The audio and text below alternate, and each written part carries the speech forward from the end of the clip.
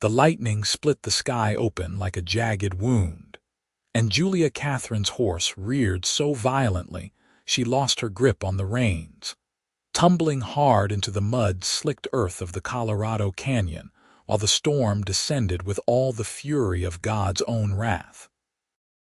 She scrambled to her feet, gasping for air that felt thick and electric, watching in horror as her mare bolted into the darkness, leaving her stranded 15 miles from our ray with nothing but the clothes on her back and the small saddlebag that had fallen with her.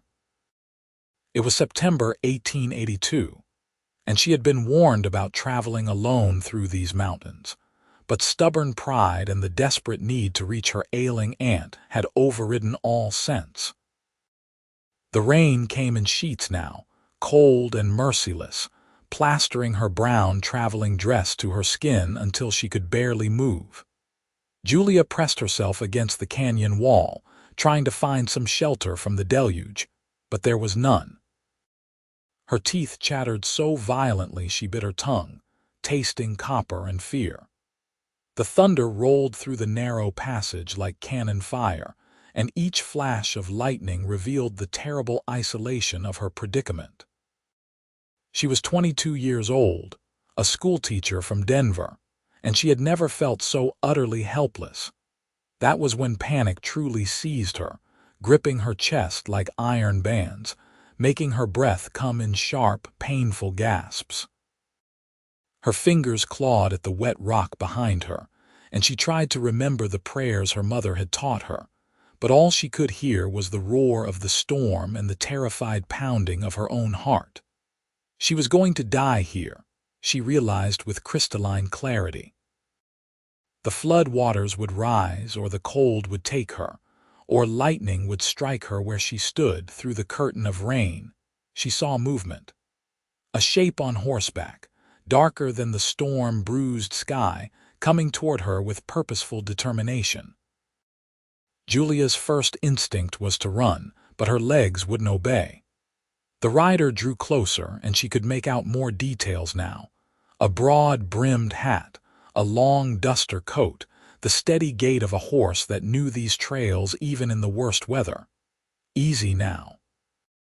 The voice reached her before the man did, cutting through the chaos of the storm with an unexpected gentleness. "I am not going to hurt you." She wanted to respond, to say something, anything, but her voice had abandoned her. The cowboy dismounted in one fluid motion and approached her slowly, his hands visible and empty.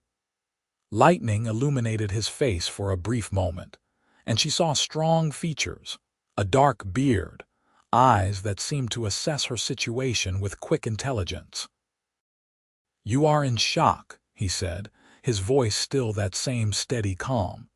He shrugged out of his duster and wrapped it around her shoulders before she could protest. The wool was warm from his body heat, and she clutched it gratefully. "There is an overhang about 200 yards from here. Can you walk?" Julia nodded, not trusting herself to speak. The cowboy retrieved his horse's reins and positioned himself on her other side, creating a windbreak with his body as they began to move through the storm. His hand touched her elbow, guiding but not forcing, and she leaned into his strength without shame. The overhang he had mentioned was more of a shallow cave carved into the canyon wall, barely deep enough to qualify as shelter, but it was blessedly out of the direct assault of wind and rain.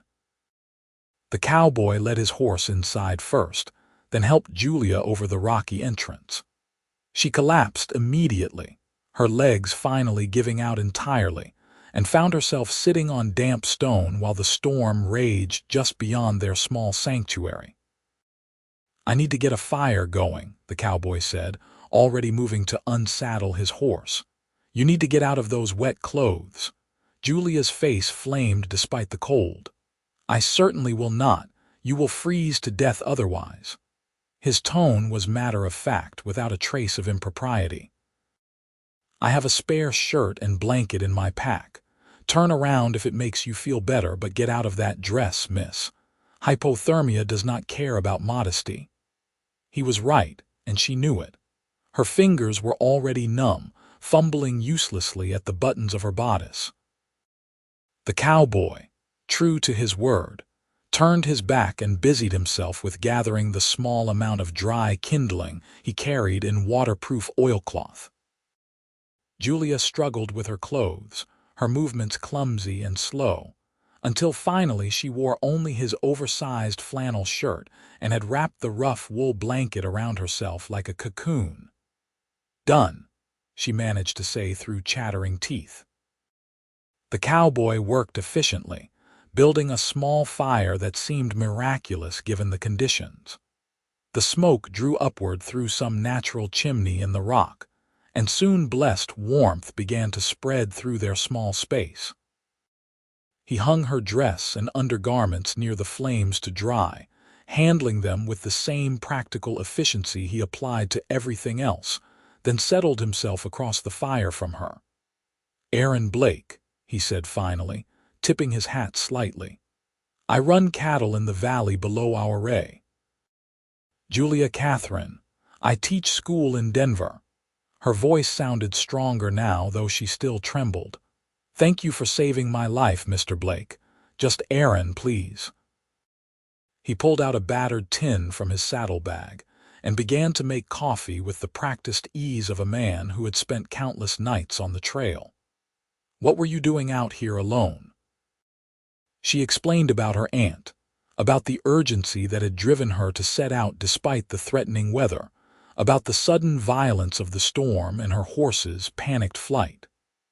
Aaron listened without interruption, his dark eyes reflecting the firelight as he handed her a cup of hot coffee. She wrapped both hands around the tin, savoring the warmth. "That was foolish," he said when she finished, but there was no judgment in his tone, only a kind of weary understanding. "These mountains do not forgive mistakes. I know that now." Julia took a careful sip of the bitter, scalding liquid. "Is the storm likely to pass soon?" Aaron glanced toward the cave entrance, where lightning still flickered and thunder still growled. "Not for hours yet. We will be here until morning at least." The prospect of spending the entire night alone with a strange man should have terrified her, Julia thought. But instead, she felt only a profound sense of safety. There was something about Aaron Blake that inspired trust, something in the quiet competence of his movements and the gentle steadiness of his voice. He had spoken so softly the thunder could not drown his words, and somehow that had cut through her panic more effectively than any shout could have. "Tell me about our ray," she said, wanting to fill the silence with something other than the storm's fury. "I have never been there before." Aaron's expression softened slightly. "It is a mining town, mostly silver, tucked into a box canyon with mountains on all sides. About 800 people these days, growing fast. The Utes used to control this whole area until about 6 years ago when the government forced them out." He paused, his jaw tightening. "That was an ugly business." "My father knew Chief Auray personally, said he was one of the finest men he ever met. The town took his name, but they took his land first." Julia heard the anger beneath his words, the sense of injustice. "You do not approve of what was done. No sane person would." Aaron poked at the fire with a stick, sending sparks swirling upward. "But my opinion does not matter much. The government does what it does, and people like me just try to make an honest living in the aftermath." "That is not nothing," Julia said quietly, "trying to be honest in a dishonest world." He looked up at her then, really looked at her, and she felt the weight of his attention like a physical touch. "You are not what I expected when I saw you standing against that canyon wall," he admitted. "Most city women would have been hysterical." "I was hysterical," she corrected. "You simply arrived in time to prevent me from doing anything too foolish." A ghost of a smile touched his lips. "Fair enough." They talked through the night, their voices low and intimate beneath the storm's percussion. Julia learned that Aaron was 25 years old, that he had inherited his ranch from his father 2 years ago, that he loved this hard, beautiful country with a fierce devotion that made his whole face transform when he spoke of it. He had been in town buying supplies when he saw the storm building and decided to head back, taking the canyon route because it was faster. Finding her had been pure chance, or perhaps providence.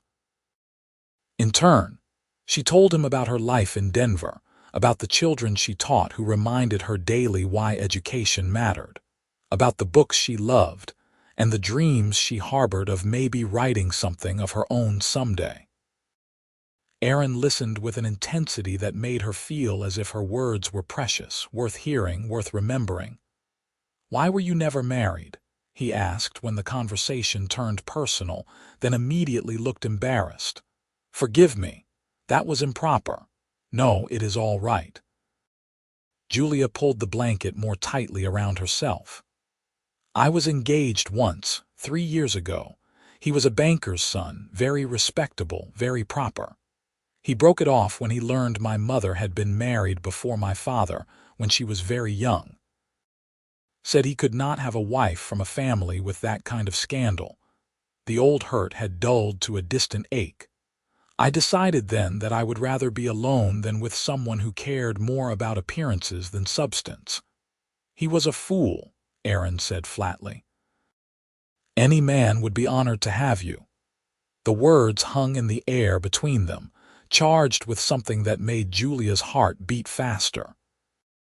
She looked across the fire at this cowboy who had appeared out of the storm like an answer to a prayer she had not known how to voice, and felt something shift deep in her chest.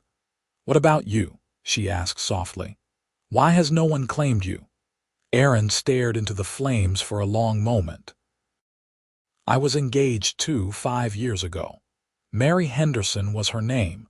We grew up together, planned our whole lives together. Then she got sick that winter, some kind of fever. She died before spring." His voice remained steady, but Julia could hear the old grief beneath it. "After that, I threw myself into working the ranch. Did not seem right to think about replacing her." "I am so sorry," Julia whispered. "It was a long time ago." But the way he said it made her wonder if time had really healed that wound, or if he had simply learned to carry it. The storm outside began to ease as dawn approached, the thunder growing more distant, the rain softening to a steady patter. Erin stood and checked her clothes, declaring them dry enough to wear. He turned his back again while she dressed, and she found herself oddly reluctant to give up his shirt and blanket, which smelled of wood smoke and sage and something indefinably him. When she was decent again, Erin saddled his horse and helped her mount up behind him. Julia wrapped her arms around his waist, feeling the solid strength of him through his shirt, and tried not to think about how right it felt to hold him this way. The canyon was transformed by the storm, waterfalls appearing where none had existed before, the rock faces gleaming wet and dark in the early morning light. They reached Auray just as the town was waking up, the muddy main street already showing signs of activity despite the hour. Erin guided his horse directly to a neat white house with a picket fence where Julia's aunt lived with her husband, a mining engineer. He helped Julia dismount, his hands strong and careful on her waist, and she found herself reluctant to let go. "Thank you," she said, looking up into his face. In the daylight, she could see details she had missed in the firelight, the small scar above his left eyebrow, the way his dark hair curled slightly at his collar, the flecks of gold in his brown eyes. "I owe you my life. You owe me nothing." But he did not release her waist immediately, and his eyes searched her face as if memorizing it. "Will you be staying in Auray long?" "I do not know. It depends on my aunt's condition." Julia's heart hammered against her ribs. "Perhaps a few weeks." "Then perhaps I might call on you," Erin said carefully, "if that would be appropriate." "I would like that very much." He smiled then, a real smile that transformed his serious face into something almost boyish, and Julia felt her stomach flip in response. Then he stepped back, tipped his hat, and mounted his horse in one easy motion. "Until then, Miss Katherine." "Until then, Mr. Blake." She watched him ride away, his figure growing smaller against the backdrop of the mountains, and pressed her hand against her chest where her heart still raced. Behind her, the front door opened and her aunt appeared, looking pale and thin but blessedly alive, and Julia forced herself to turn away from the street and focus on the family crisis that had brought her here. But that night, lying in the narrow bed in her aunt's spare room, Julia could not stop thinking about Aaron Blake and the way his voice had cut through her terror, steady and sure and impossibly gentle. Her Aunt Caroline had consumption, the doctor confirmed the next day. It was early stage, and there was hope if she rested completely and took proper care of herself. Julia immediately set about reorganizing the household, taking over the cooking and cleaning while her uncle worked long hours at the mine. Our proved to be exactly as Aaron had described it. A rough, bustling town packed into a spectacular canyon, with the Uncompahgre River running through it and mountains rising sheer on every side. 3 days after the storm, Aaron appeared at the front door with his hat in his hands and flowers from the high meadows clutched awkwardly in his other fist. Julia's uncle, a gruff but kind man named Thomas, looked the cowboy up and down with assessing eyes before allowing him inside. They sat in the parlor, properly chaperoned, and talked about nothing of consequence while Julia's heart sang at simply being near him again. "Would you care to take a walk?" Aaron asked finally. "The weather is fine, and there is something I would like to show you." With her uncle's grudging approval, they stepped out into the afternoon sunshine. Aaron offered his arm, and Julia took it, feeling the solid warmth of him through his sleeve. He led her away from the main street, up a winding path that climbed the canyon wall, until they reached a flat outcropping that overlooked the entire town. "This is my favorite spot," Aaron said quietly. "When the world gets too heavy, I come here and remember how small I am, how small all of us are against these mountains. It helps with perspective." Julia gazed out at the view, at the tiny buildings below and the towering peaks above, and the endless sky that seemed to go on forever. "It is beautiful," she breathed. "Yes." But when she glanced at him, he was looking at her, not the landscape. The air between them felt charged, electric in a way that had nothing to do with lightning. Julia's breath caught, and for a moment she thought he might kiss her, hoped he might kiss her, but Aaron simply reached out and took her hand in his, threading their fingers together. "I have not stopped thinking about you," he admitted, his voice low. "That night in the storm, I felt like I was seeing someone I had been looking for my whole life without knowing it. Does that sound insane?" "No," Julia squeezed his hand. "No, because I felt it too, I still feel it." "I am just a rancher," Aaron continued, as if he needed to confess all his inadequacies. "I have a small spread, about 500 acres with maybe 200 head of cattle. It is a hard life, Julia. The winters are brutal, and there are never enough hours in the day, and sometimes I go weeks without seeing another soul. I'm not wealthy and I never will be, but I am honest and I work hard, and I would do everything in my power to make you happy." She turned to face him fully, placing her free hand on his chest where she could feel his heart racing. "Are you asking me something, Aaron Blake?" "I am trying to." A rueful smile touched his lips. "I am making a mess of it, I know. What I mean to say is that I would like to court you properly, if you will have me. I know it is fast and you barely know me, but I have learned that life is short and uncertain, and when you find something worth holding on to, you should not let it slip away."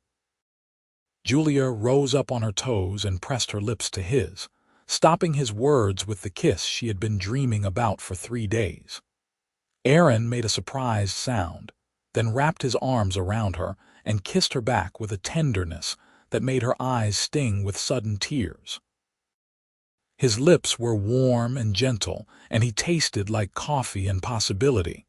When they finally broke apart, both breathing hard, Aaron rested his forehead against hers.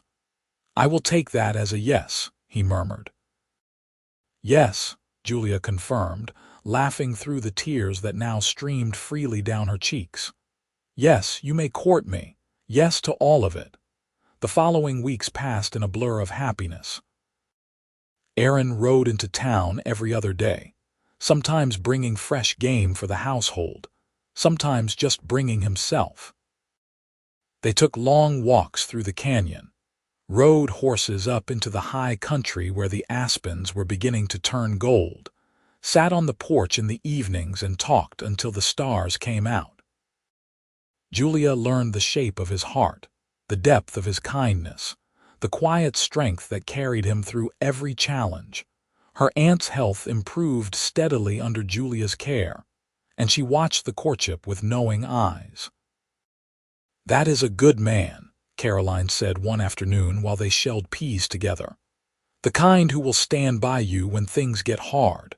Do not let him go, Julia." "I do not intend to," Julia replied, smiling, but her time in our A could not last forever. Her teaching position in Denver awaited her return, and she had responsibilities there, students who depended on her. As September turned to October, Julia found herself torn between two lives, two futures, neither of which she wanted to give up. Aaron sensed her conflict without her saying a word. They were sitting by the river one evening, watching the water race past in the fading light when he finally broached the subject.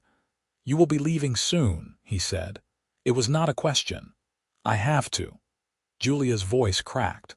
"My contract with the school runs through next June. I cannot simply abandon them. I know." Aaron picked up a smooth stone and turned it over in his hands. "I have been thinking about that. Denver is not so far, maybe 100 miles. I could visit when the ranch work allows it, and perhaps you could come back here during your breaks from teaching." 100 miles might as well be 1,000, Julia said miserably. "We would see each other so rarely, and for how long? Years. Is that fair to either of us?" Aaron tossed the stone into the water with more force than necessary. "What are you saying?" "I do not know what I am saying." She turned to him, desperate for answers she knew he could not provide. "I do not want to lose you, Aaron, but I also do not want to give up everything I have worked for in Denver. Is there no way to have both?" He pulled her close, wrapping his arm around her shoulders. "We will figure it out," he said with a conviction he might not have felt. "Somehow, we will figure it out." But the days continued to pass with inexorable momentum, and no solution presented itself. Julia's aunt was well enough now to manage her own household again, which meant Julia's reason for staying had evaporated. She sent a telegram to the school board in Denver, informing them she would return by the end of October. The night before she was scheduled to leave, Aaron took her back up to the overlook where he had first kissed her. The October air was cold enough that she could see her breath, and the stars overhead were sharp and bright as broken glass. He had brought blankets, and they sat wrapped together against the chill, looking out at the lights of our ray twinkling below. "I love you," Aaron said suddenly, the words stark and honest in the darkness. "I know I should have said it before, should have given you time to get used to the idea, but I am running out of time and I need you to know. I love you, Julia Katherine. I love your sharp mind and your kind heart and the way you face the world with courage even when you are terrified. I love everything about you, and I do not know how I am going to survive watching you leave tomorrow." Julia was crying now, hot tears streaming down her cold cheeks. "I love you too," she whispered. "I have loved you since that night in the storm, I think." Maybe from the moment you wrapped your coat around me and made me feel safe. I do not want to leave you, Aaron. I do not want to go. Then do not." She pulled back to look at him, seeing the fierce hope in his eyes. "What? Do not go?" Aaron cupped her face in his hands, his thumbs brushing away her tears. "Stay here. Marry me. We will find a way to make it work. Maybe you could teach at the schoolhouse here in our array. Or maybe you could tutor children privately. Or maybe you could finally write those stories you dream about. I do not care what you do as long as you do it here with me. Aaron." His name was a prayer and a plea. "It is not that simple. Why not? Why does it have to be complicated?" His voice was urgent now, almost desperate. "I am offering you everything I have. My home, my name, my future, all of it. Is that not enough?" "It is everything," Julia said fiercely. "But I have obligations. The school is expecting me. The children are expecting me. I cannot simply disappear without even giving notice, without even saying goodbye. It would be wrong."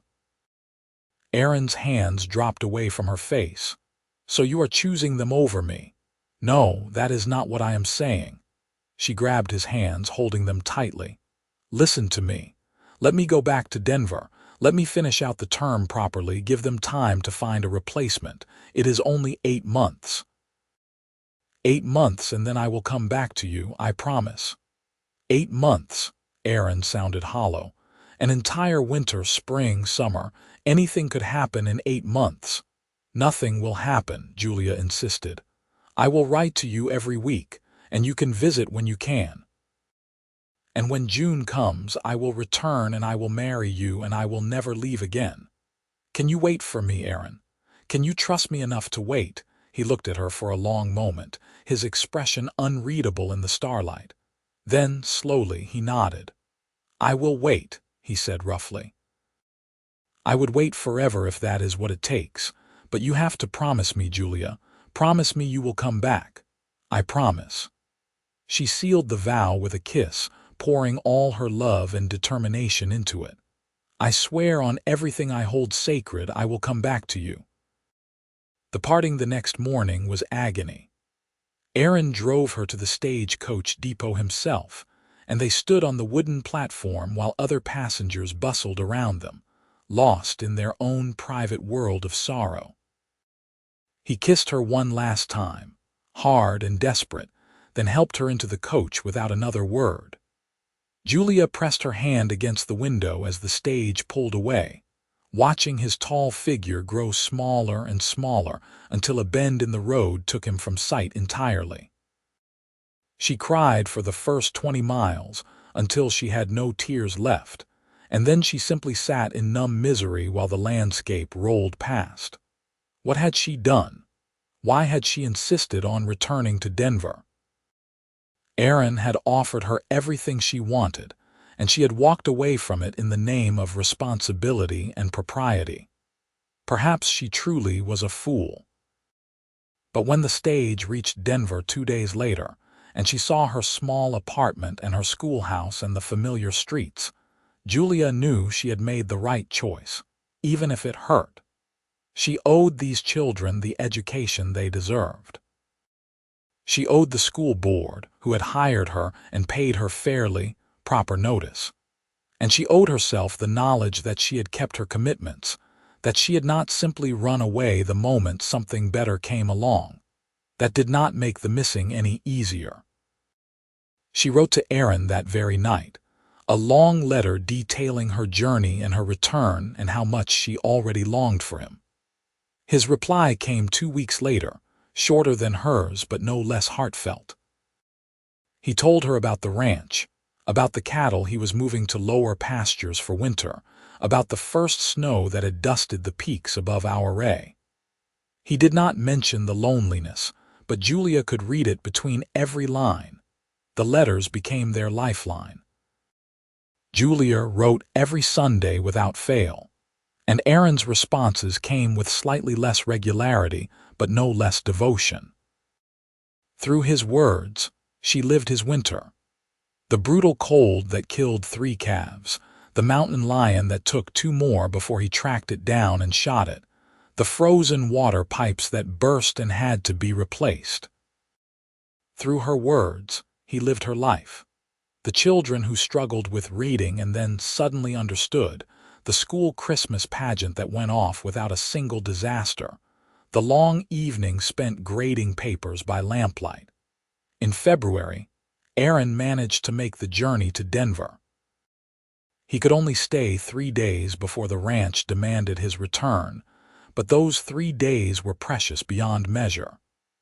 They went to the theater, took walks in the city parks despite the cold, and spent long hours simply talking, relearning each other's faces and voices and mannerisms. When he left, Julia felt like her heart was being torn from her chest all over again. "Only 4 more months," Aaron whispered against her hair as they stood on the train platform. "4 more months, and then I am never letting you go again."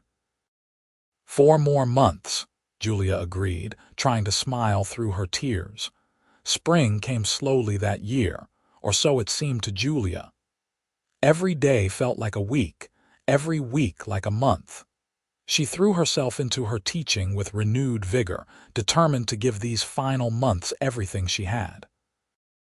In April, she informed the school board that she would not be returning in the fall, citing personal reasons, and watched them scramble to post an advertisement for her replacement. The decision felt final in a way that was both terrifying and exhilarating. In May, she began packing up her apartment, sorting through 4 years of accumulated possessions, and deciding what to keep, what to sell, what to give away. She kept only what she could fit in 2 trunks, her books, her clothes, a few cherished mementos. Everything else had to go. It was liberating in its way, stripping her life down to its essentials in preparation for building something entirely new. The last day of school arrived with a bittersweet mix of relief and sorrow. Julia's students presented her with a handmade book containing notes and drawings from each of them, and she had to excuse herself to cry in the cloakroom for several minutes before she could compose herself enough to say goodbye properly. Then she walked out of the schoolhouse for the final time, closing the door on that chapter of her life with a sense of completion. Aaron's last letter had contained instructions. He would meet her in Ouray on June 15th. He had already arranged for the wedding ceremony, spoken to the preacher, secured a marriage license. All she had to do was arrive. Julia read and reread that letter until the paper grew soft and creased, hardly daring to believe that the waiting was finally almost over. The stagecoach journey back to Ouray felt entirely different from her departure 8 months earlier. Then, she had been leaving something behind. Now, she was rushing toward her future with single-minded focus. The miles could not pass fast enough. Julia found herself mentally urging the horses onward, as if her will alone could speed their progress. When the stage finally pulled into Ouray on a brilliant June afternoon, Julia's heart was pounding so hard she thought it might burst. She pressed her face to the window, scanning the crowded street desperately, and then she saw him. Aaron stood in front of the depot, dressed in what must be his Sunday best, his hat in his hands and an expression of such naked longing on his face that it took her breath away. The stage had barely stopped moving before Julia was wrenching open the door and jumping down, not waiting for assistance, not caring about propriety or appearances or anything except getting to him. Aaron caught her as she launched herself into his arms, spinning her around while she laughed and cried simultaneously, and then his mouth was on hers and nothing else mattered. "You came back," he murmured against her lips, over and over like a prayer. "You came back.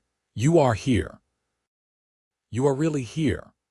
"I promised," Julia said, framing his face with her hands and drinking in the sight of him. He looked thinner than she remembered, as if the winter had carved away everything unnecessary, but his eyes were bright with joy. "I will always keep my promises to you." They were married 3 days later in the small church on the edge of town, with Julia's aunt and uncle as witnesses, and what seemed like half of our array in attendance. Julia wore a simple cream-colored dress she had sewn herself, and Aaron wore a new suit that he kept tugging at uncomfortably. And when the preacher pronounced them man and wife, the kiss they shared was both chaste and full of promise. The ranch Aaron brought her to was exactly as he had described it. Small, isolated, breathtakingly beautiful. The house was a simple log structure, 2 rooms and a loft, but it was solid and well built, with a view of the mountains that made Julia catch her breath every time she looked out the window. Aaron had clearly worked hard to prepare for her arrival. Fresh curtains hung in the windows, wildflowers filled a jar on the table, and the bed in the corner was covered with a new quilt that must have cost him dearly. "It is not much," Aaron said nervously, watching her take it all in, "but it is ours. I will build us something bigger, something better, as soon as I can afford it." "It is perfect," Julia said honestly, turning to him with shining eyes. "It is absolutely perfect." That night, in the privacy of their small cabin with the mountains standing sentinel outside, Aaron loved her with a tenderness and passion that left them both trembling and breathless.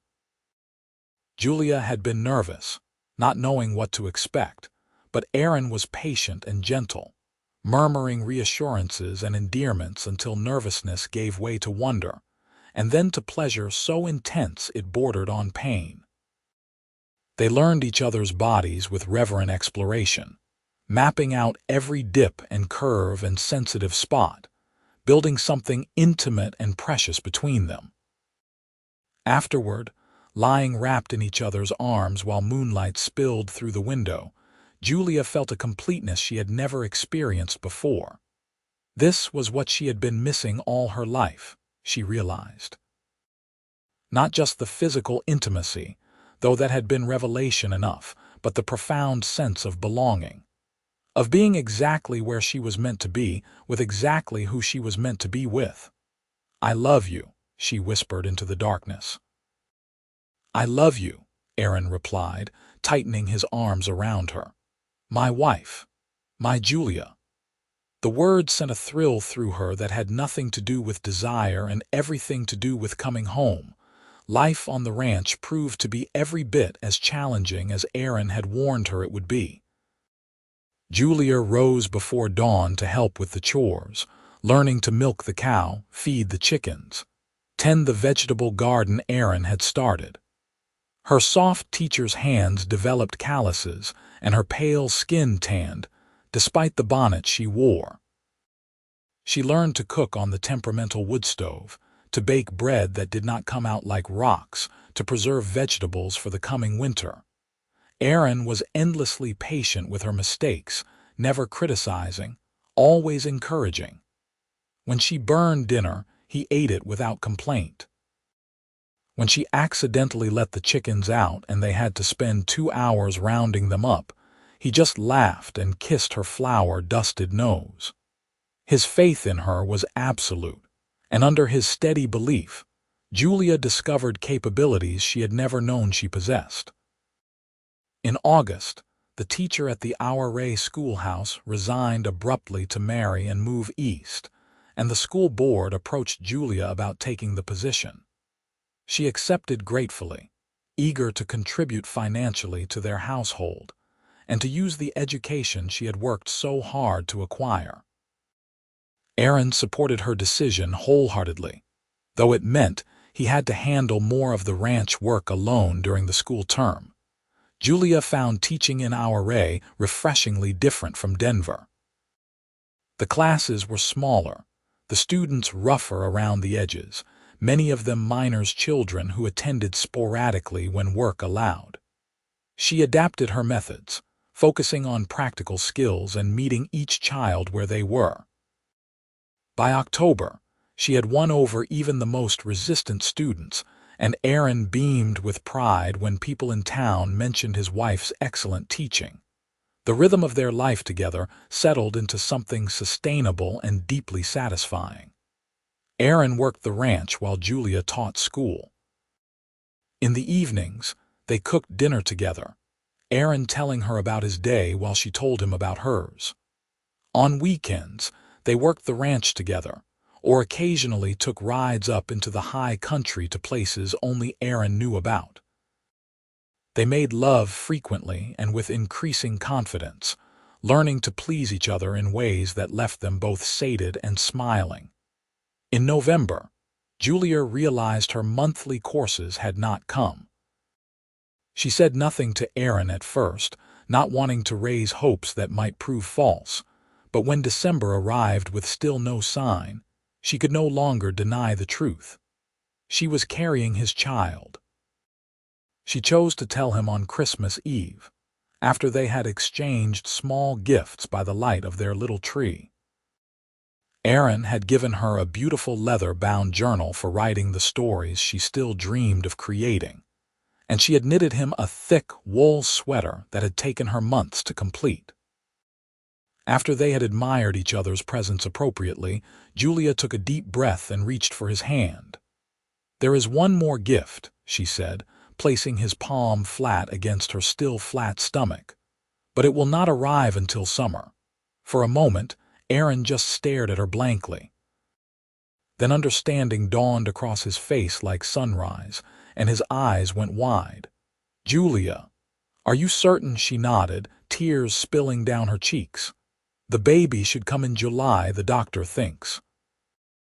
Aaron let out a whoop of joy that probably scared the chickens, then swept her into his arms and spun her around despite her laughing protests.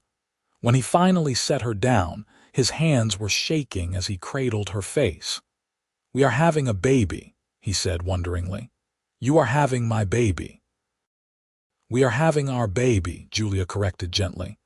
"Are you happy?" "Happy," Aaron laughed, the sound bright and almost giddy.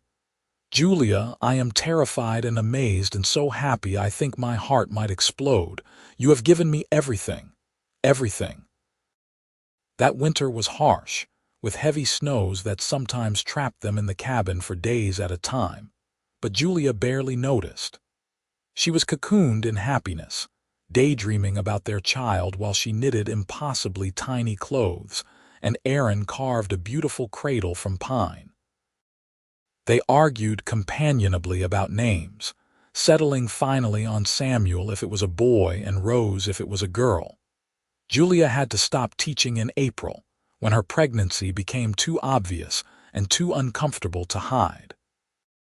The school board found a temporary replacement easily enough, and Julia settled into preparing for the baby's arrival.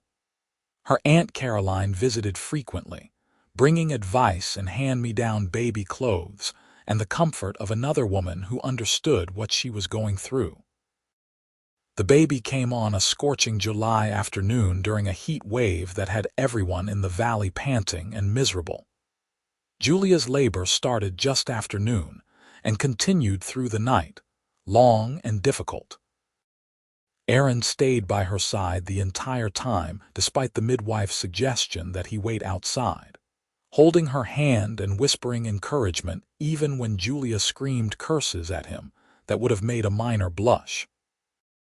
Samuel Aaron Blake arrived with the dawn, squalling and red-faced and absolutely perfect.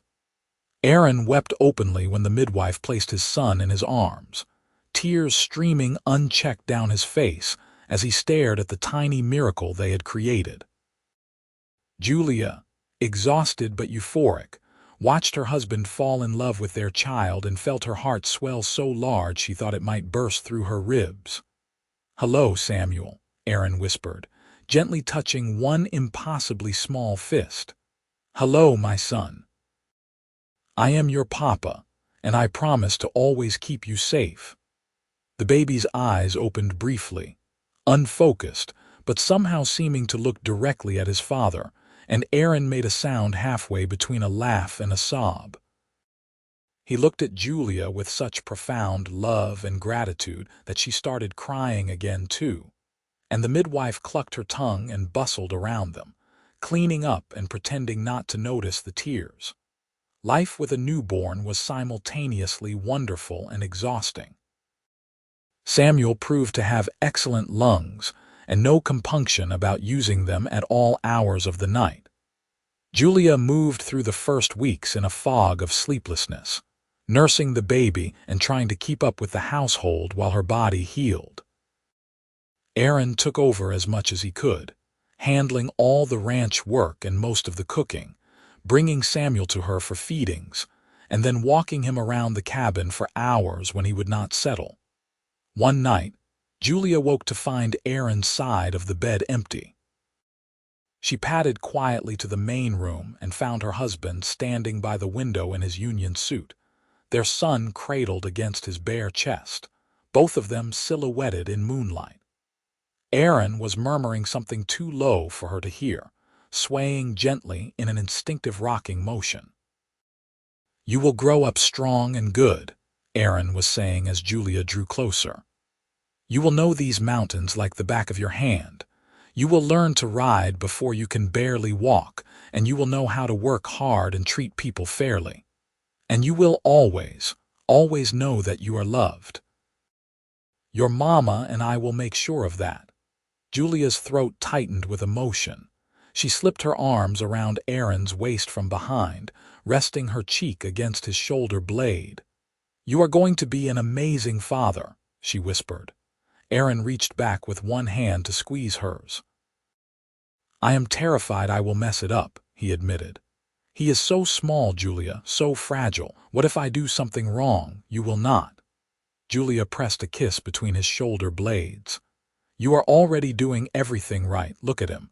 He is safe and loved and content. That is all any child needs." They stood like that for a long time, a small family united in the darkness, until Samuel began to fuss for his next feeding.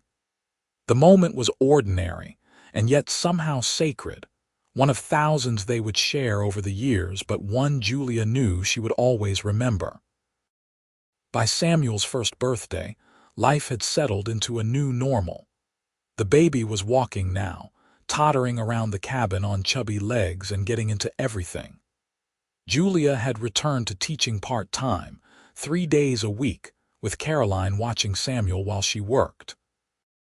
Aaron's ranch was doing well enough that he was able to hire occasional help during the busiest seasons, giving him more time with his family.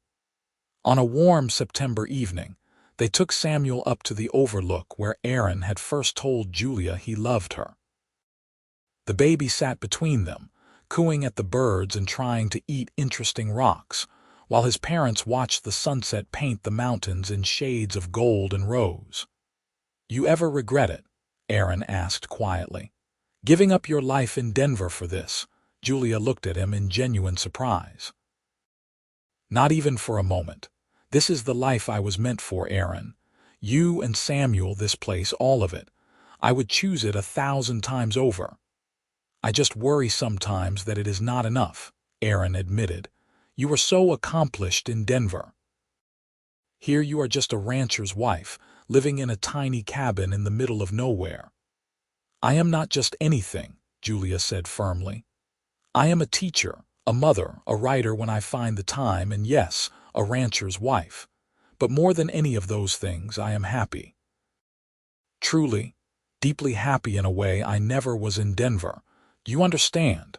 You gave me everything I needed, even though I did not know I needed it until that night in the storm." Aaron pulled her close, kissing the top of her head. "That was the best night of my life," he said. "Finding you against that canyon wall, scared and soaked and so beautiful it made my chest hurt. I knew right then, even though it made no sense, that you were going to change my whole world." "We changed each other's worlds," Julia corrected. She reached out to steady Samuel, who was attempting to crawl toward a very steep drop-off. "And now look what we built together." Over the next few years, their family continued to grow.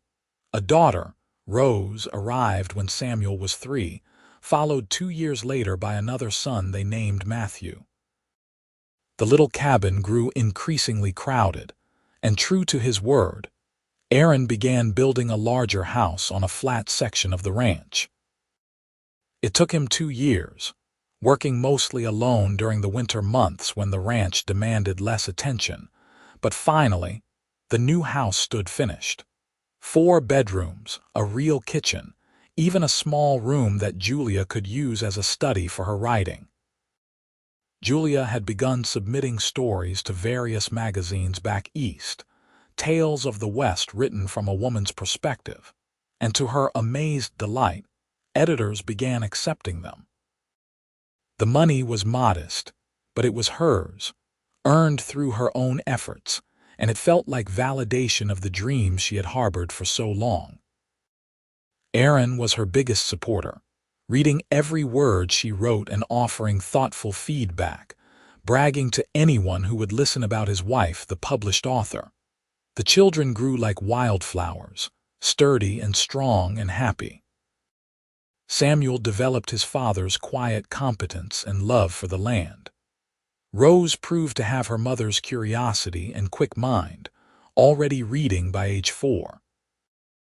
Matthew was still too young to show his true nature, but he seemed to have inherited the best qualities of both parents: Aaron's steadiness and Julia's warmth. Life was not without its challenges. There were hard winters when feed ran low and they had to watch every penny. There were years when calves died or prices dropped, and they wondered how they would make ends meet. There was the time Rose got sick with scarlet fever, and they spent 3 days thinking they might lose her, sitting by her bedside and praying harder than they had ever prayed in their lives. There were the ordinary conflicts that came with any marriage, disagreements about money or discipline, or how to handle various crises.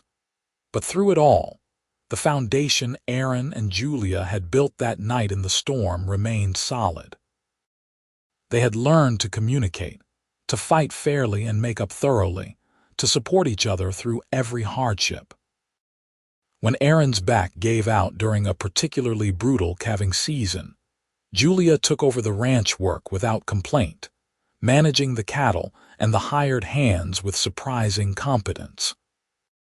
When Julia suffered a miscarriage between Matthew and their next child, Aaron held her while she grieved and never made her feel like her sorrow was too much or lasted too long.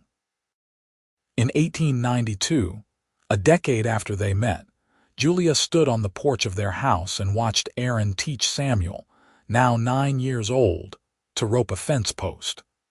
The boy's face was screwed up in concentration, his movements a clumsy echo of his father's fluid grace. Rose was in the garden with Julia's Aunt Caroline, supposedly helping but mostly eating more strawberries than she picked.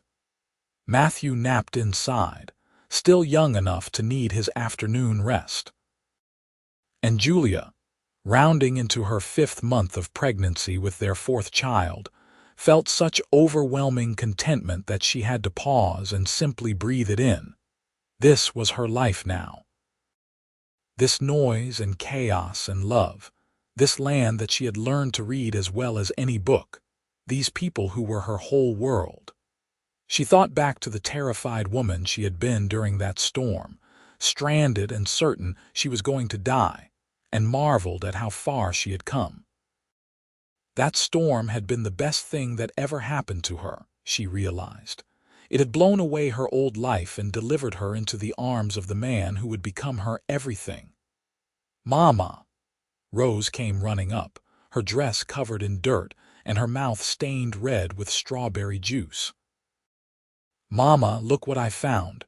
She held out a small, perfect bird's nest, complete with 3 tiny blue eggs. Julia knelt down to admire it properly, ignoring the protest from her pregnant belly. "That is beautiful, sweetheart. Where did you find it?" "Under the strawberry bushes. Can we keep it?" "Can we watch the eggs hatch?" Julia gently took the nest and examined it. The eggs were still warm, which meant the mother bird must have been frightened away recently. "We need to put it back exactly where you found it," she explained.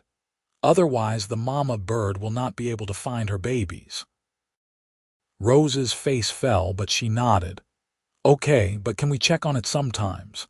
To see if they hatched. We can check on it, Julia agreed, but from a distance so we do not scare the mother away.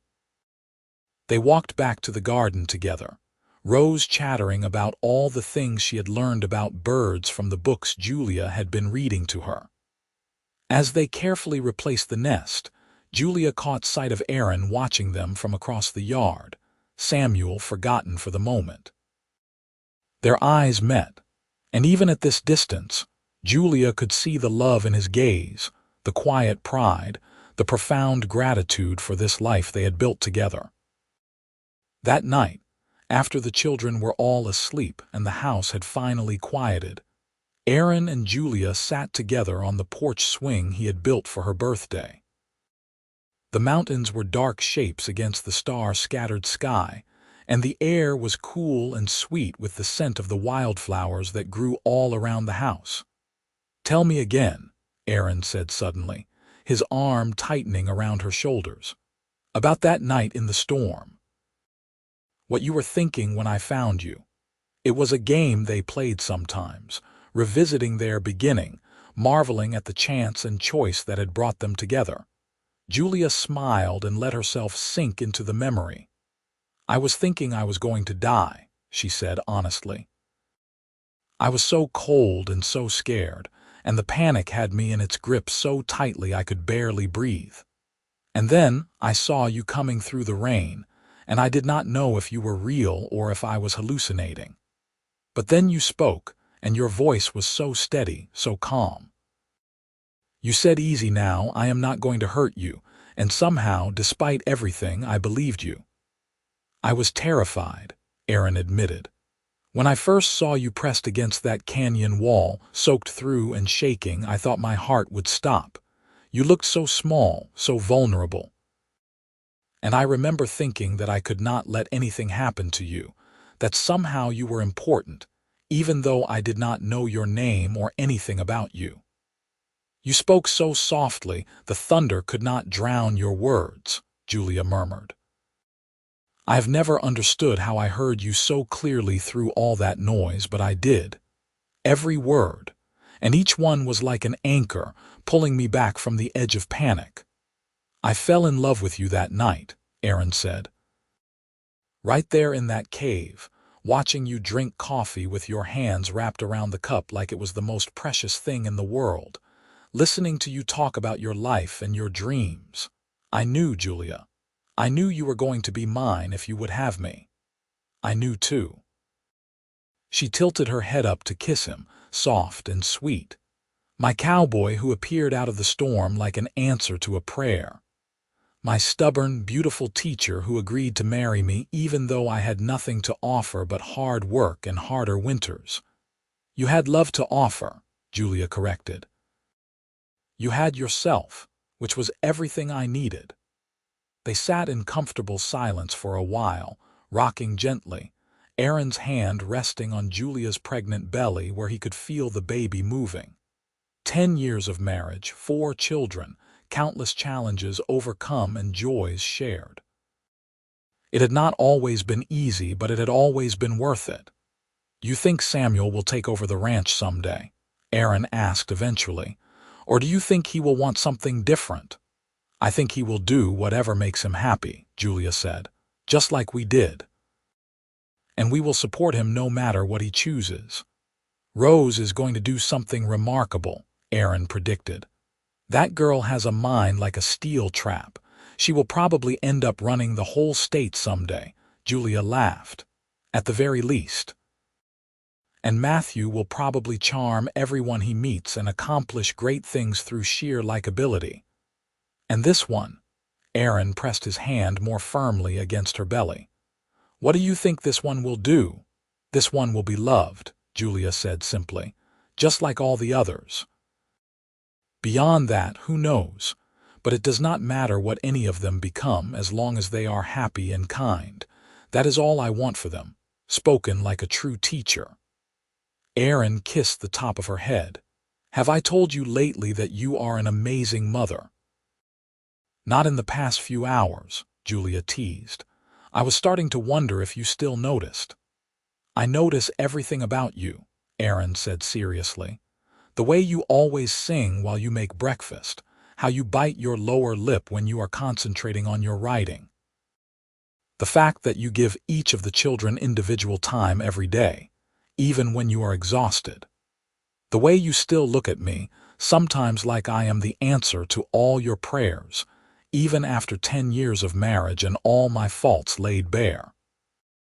I notice all of it, and I thank God for it every single day." Julia felt tears sting her eyes. "You are going to make me cry, and then my eyes will be all puffy tomorrow." "I will love you with puffy eyes," Aaron said solemnly. "I will love you cranky and tired and huge with child. I will love you when we are old and gray and our children have children of their own. I will love you always, Julia Blake. That is the one promise I will never break." "I love you too," she whispered, her voice thick with emotion. "More than I ever thought it was possible to love another person. You saved my life that night, Aaron. Not just from the storm, but from a future that would have been safe and comfortable and utterly hollow. You gave me everything that matters."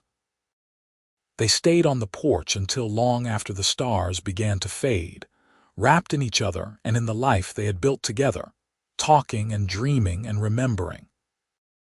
And when they finally went inside to their bed, they made love with the practiced ease of longtime partners who knew exactly how to please each other, but also with the tender wonder of two people who still could not quite believe their luck in finding each other.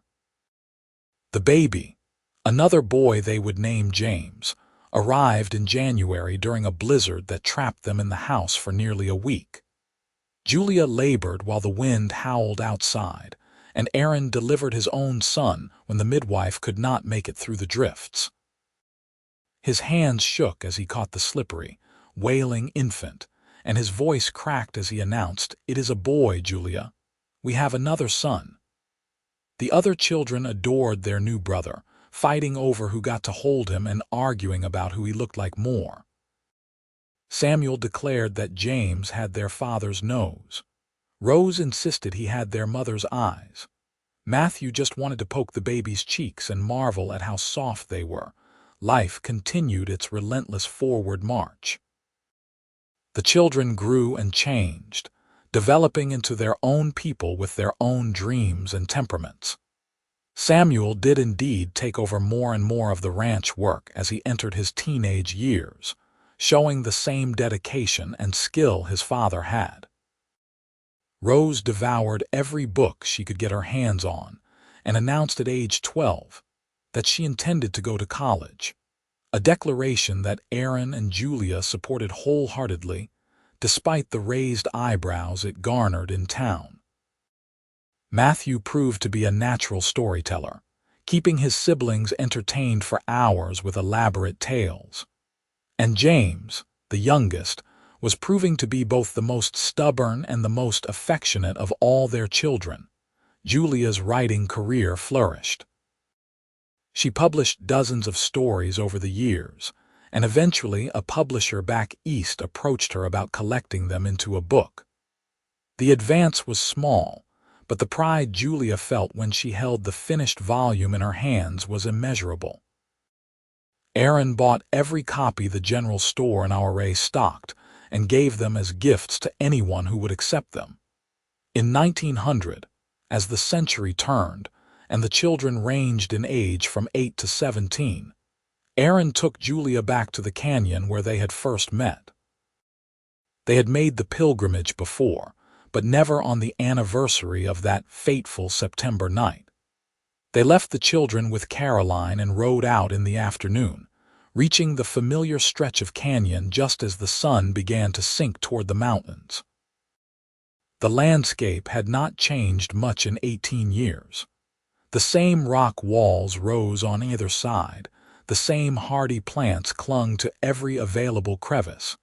But they were different, Julia reflected as she dismounted. They had been young people back then, barely more than strangers, testing the waters of something new and frightening and wonderful. Now they were partners worn smooth by years of living together, parents of 4 children, their youth behind them but their love deeper and truer than ever. "There," Aaron said, pointing to a section of the canyon wall. "That is where you were standing. I can still see you so clearly, pressed against the rock with terror in your eyes."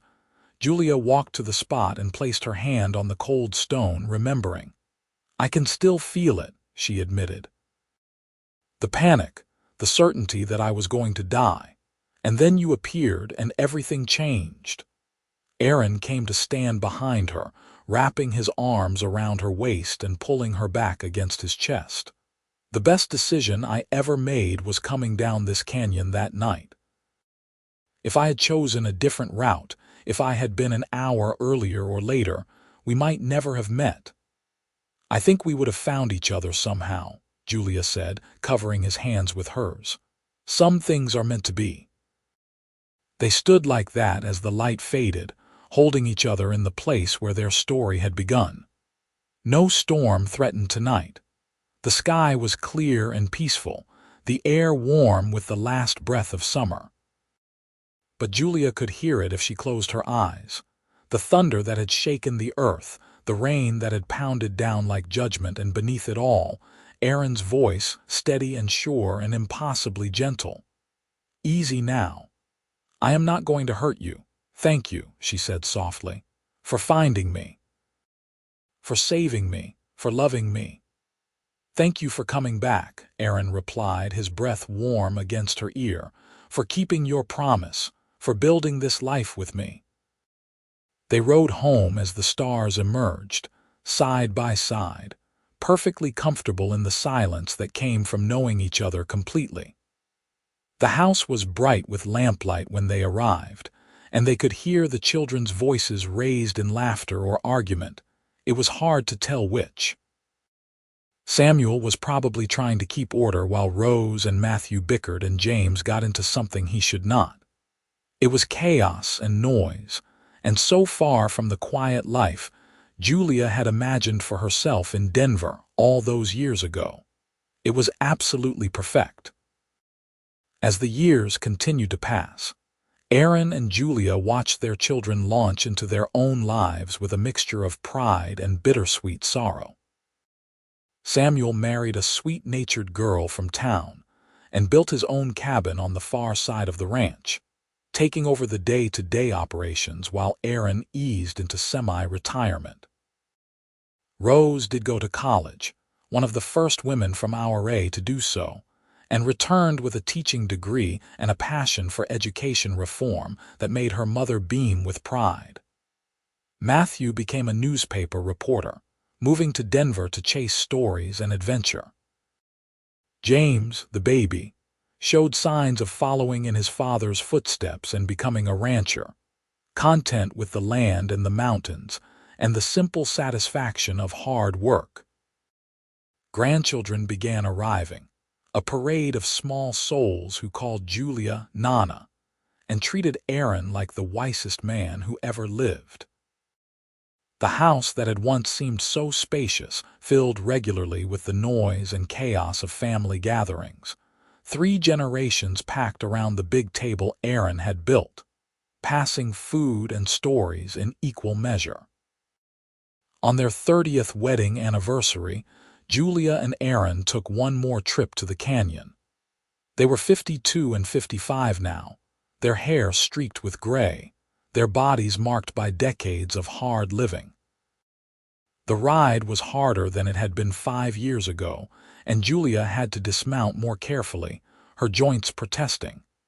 But they made it to their spot as the sun set, just as they always had.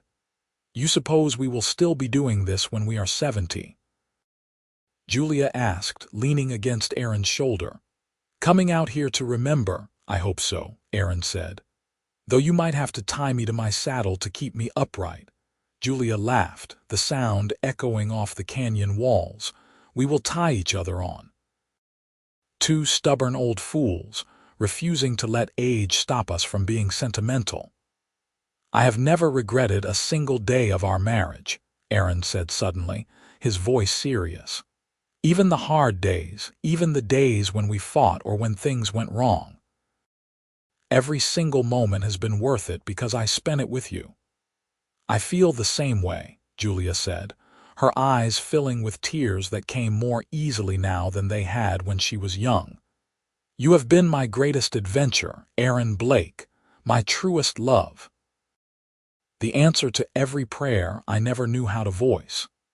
They kissed as the last light faded from the sky.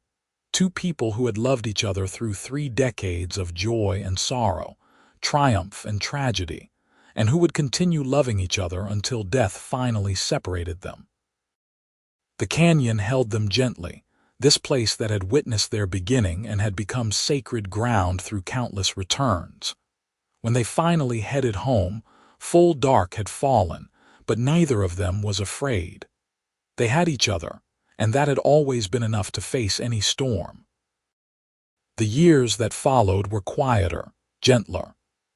Aaron finally retired from active ranching, leaving the operation entirely in Samuel's capable hands. Julia stopped teaching at the school but continued her writing, now crafting stories specifically for her grandchildren about brave cowboys and clever schoolteachers, and the wild, beautiful land they called home. They spent their days in comfortable routine, tending the garden, taking slow walks around the property, sitting on the porch in the evenings and watching the mountains change color as the sun set. Their love, which had begun in crisis and passion, had mellowed into something deeper and more enduring. They rarely needed words anymore. A look, a touch, a shared smile conveyed everything that mattered. After 40 years of marriage, they moved around each other with the unconscious grace of dancers who had perfected their routine. In the spring of 1922, 4 decades after that storm in the canyon, Aaron fell ill. It started as a simple cough that would not go away, then progressed to weakness and weight loss that alarmed Julia more than she wanted to admit. The doctor in our array examined him gravely and told them what they already suspected. His lungs were failing, worn out by years of high-altitude living and hard physical labor. There was nothing to be done except keep him comfortable. Aaron took the news with characteristic stoicism, more concerned about how Julia would manage without him than about his own impending death. "Promise me you will be all right," he said one evening as they sat on their porch for what both knew might be one of the last times. "Promise me you will not just give up when I am gone." "How can I promise that?" Julia's voice broke. "Aaron, you have been my whole world for 40 years. How am I supposed to continue without you?" "The same way you continued after you left our array that first time," Aaron said gently. "With strength and courage and determination. You are the strongest person I have ever known, Julia. You will survive this. You will thrive. And you will tell our grandchildren and great-grandchildren about us, about our love, so that it never truly dies." "I do not want to let you go," Julia whispered, tears streaming down her weathered face. "I am not ready. I know, my love. I am not ready either." Aaron reached for her hand, his grip weak but his intent clear. "But we do not get to choose these things. All we can do is be grateful for the time we had. And Julia, I am so grateful. You made my life worth living. You gave me everything I ever needed or wanted. If I could go back and change anything, I would not alter a single moment." He died 3 weeks later, on a morning so beautiful it seemed cruel. The mountains were purple with wildflowers, the sky was a blue so deep it hurt to look at, and the air was sweet with the promise of summer. Julia sat beside their bed holding his hand while their children gathered around, and when Aaron drew his last breath, she felt something fundamental tear inside her chest. The funeral drew people from all over the valley, ranchers and townspeople, former students and business associates, all coming to pay their respects to Aaron Blake, who had been known as a fair man, a hard worker, and a devoted husband and father. Julia moved through it all in a fog of grief, accepting condolences mechanically, unable to fully process that her cowboy was truly gone. After everyone left and the house fell silent, Julia climbed alone to the canyon where it had all begun. She was 70 now, and the ride was difficult, but she made it through sheer force of will. She stood in their spot as the sun set, remembering everything. The storm, the panic, the moment Aaron had first spoken to her in that gentle voice that had cut through her terror.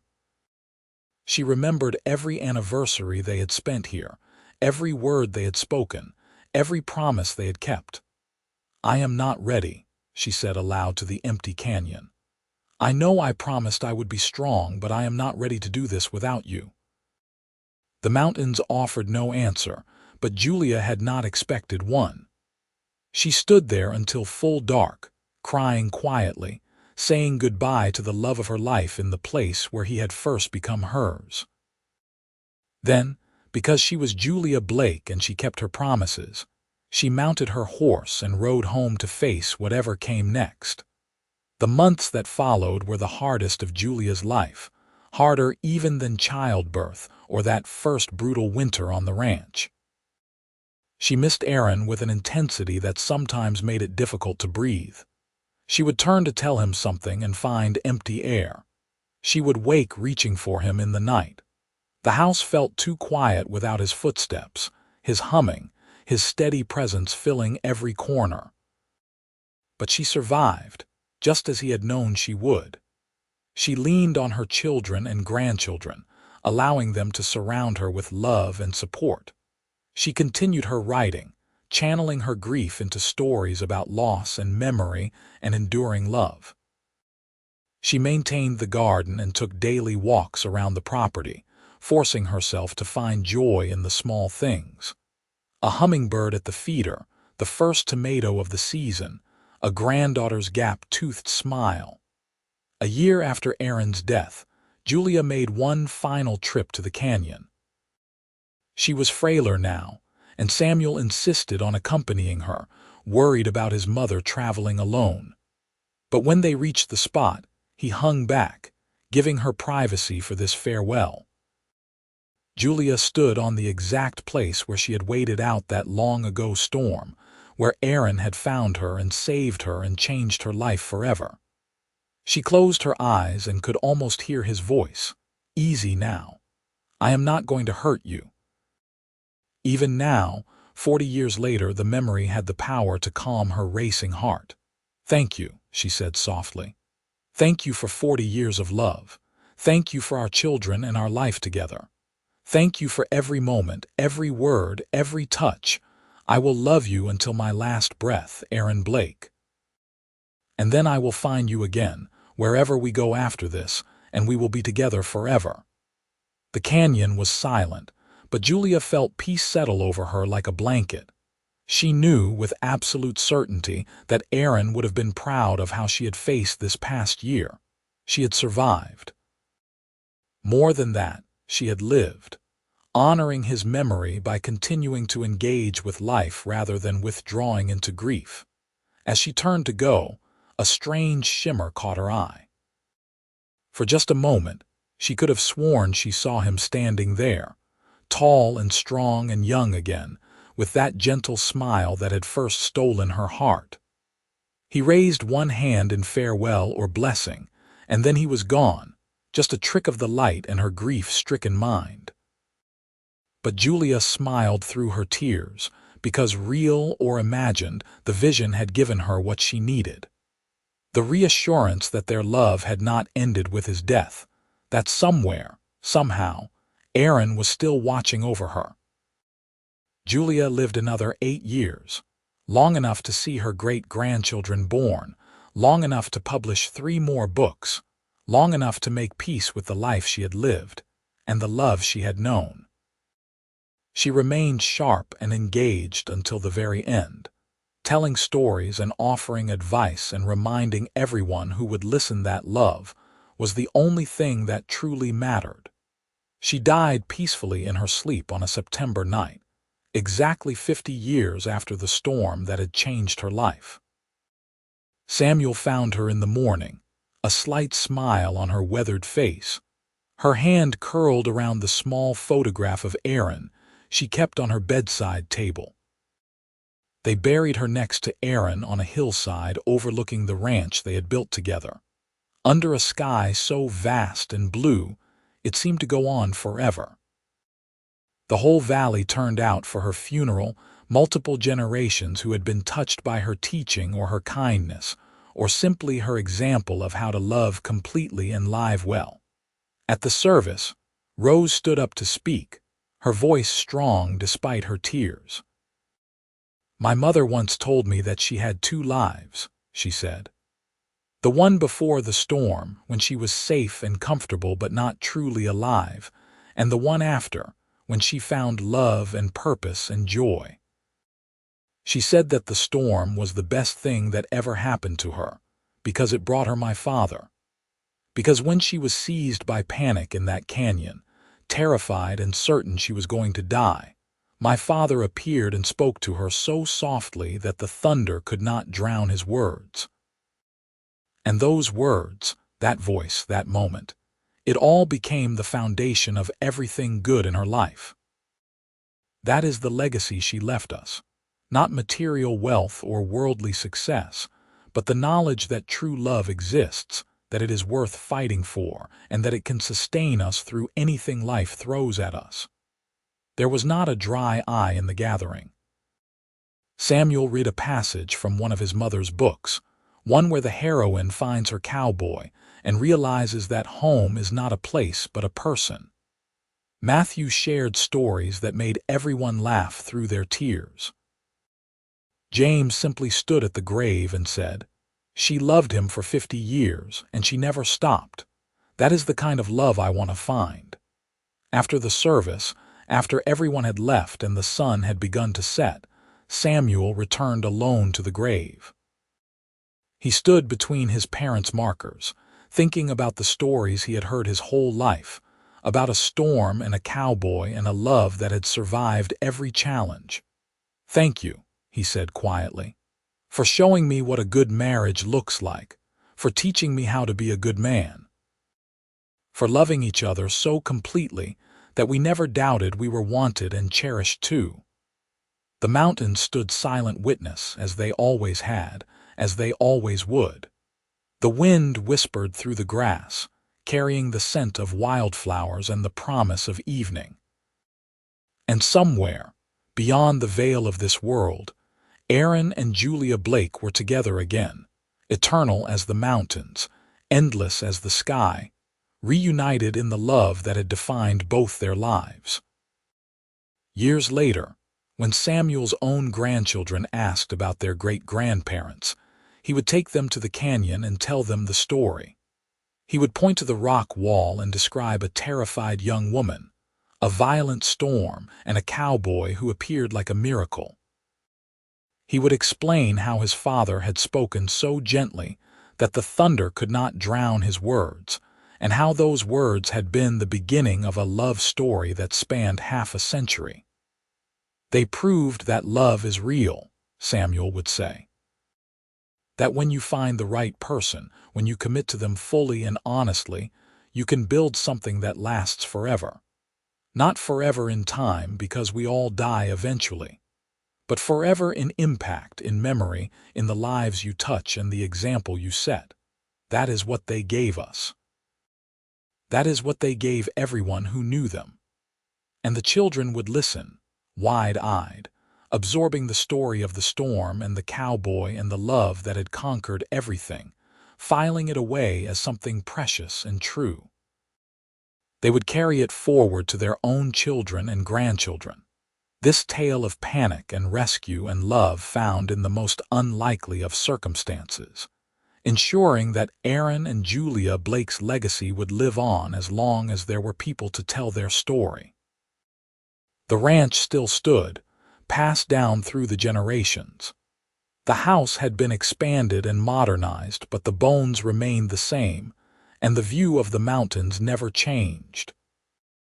On quiet evenings when the wind blew just right, Some family members swore they could hear voices on the porch.